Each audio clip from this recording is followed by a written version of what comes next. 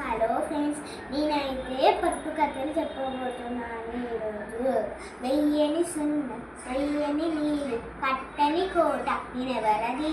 జవాబు కొబ్బరికాయ. తోకలేని పిట్ట, 90 ఆమనలు తిరిగింది, నేనెవరది? జవాబు ఉత్తరం.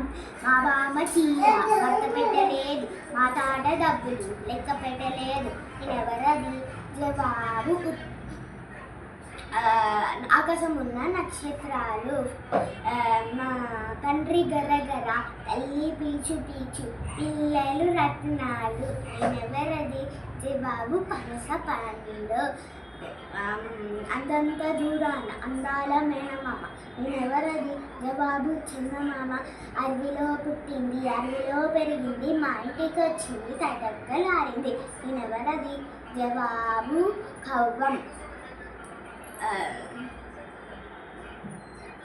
కిటకిట తలుపులు, కిటాయి తలుపులు, ఎంత కట్టినా సాకులు రావు, ఎవరది? జవాబు కనురెప్పలు. తెల్లని పొలంలో నల్లని విత్తనాలు, చేతితో చిలుతాను, నోటితో ఏరుతాను, ఎవరది? జవాబు పుస్తకం.